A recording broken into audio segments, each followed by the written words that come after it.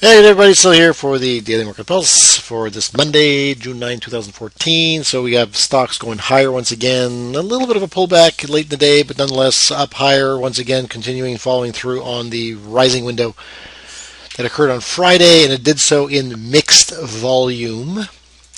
So here is that is it. That doesn't make sense. Hold on. How is that showing up? Oh, that's because it's the wrong chart. Pardon me. I'm on the futures. Okay, there we go, there we go, there we go. So there's the ninth. So a little bit of an upper shadow, almost like a spinning top formation. We have the breakout, of course, we know that. 16.9, 17,000 is going to be the target. It's a clear round number. It all makes the most sense in the world. It's overbought. Looking for 17,000 still. Then we wait to see what kind of sell signal occurs. Now, there's a little bit of a red flag, or pardon, it's not even a red flag. It's more of a yellow flag here. Nothing pink, nothing red, just a yellow flag in terms of the shadow, in terms of the spinning top. No resistance up here, looking for that 17,000 most likely. Okay, the S&P 500 kind of did the same thing. A little bit of a spinning top following that Friday's went rising window. As mentioned, there's still a target that's higher. 2,000 ultimately will be the real number, but there might be something a little less than that at some point as well. The support will be 1940. With the obvious window being right there as well. So you'll see that little spinning top with an upper shadow. Again, a little bit of a yellow flag.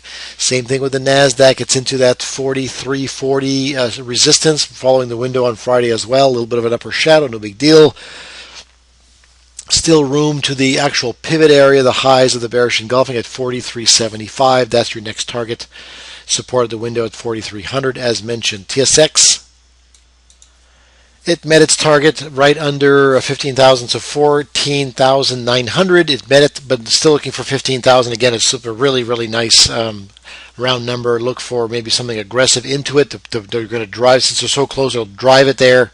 Then look for something in terms of a sell signal, because we're overbought here as well. So it'll be interesting to see how it's going flat. It's the first time in a long time it's ever gone for several days in an overbought state like that. Back in February we did that. It went up for several days, went sideways, and that's when it started to decline, and it reset. But it went sideways for multiple days to the upside. And it's doing that now, so that's why there's room for 15,000 still, I believe.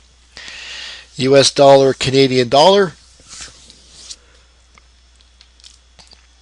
just kind of sitting there under the 50, but still looking for a right side of a kind of like a cup for like formation here as well. So a little bit of a pause. There's the euro, actually a nice reversal we had a couple days back. That last candle in red is actually Friday's. Currently we don't have today's showing up here yet because the data is not in. I only have the end of day data for this. So that looks good for the right side to still form. Today's formation, I believe, was pretty much what Friday's was, almost identically.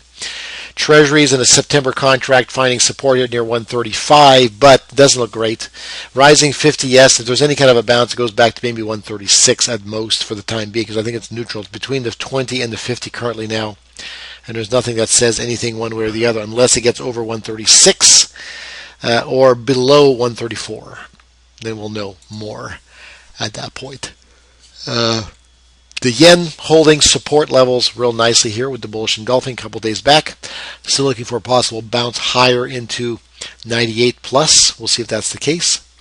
Gold also and silver both holding support reasonably well and bouncing off 1240 in this case, gone sideways below the 8-moving average. Silver has held at the recent lows. Gold, you see, has gone below the lows. Silver has held at the lows and bouncing moderately, or at least mildly to moderately here as well. Crude now into the July contract.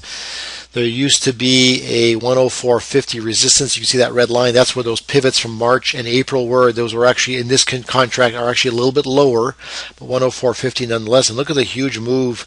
And there it is now live, 104.50, looking to go a little bit higher still. I'm looking for a breakout as the Bollinger Bands open here on crude. Looks good there.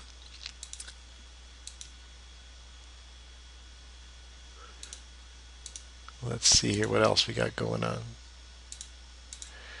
Let me just do something real quick here as we're talking. Okay, there we go. There's crude, and then there's natural gas we haven't looked at in a while.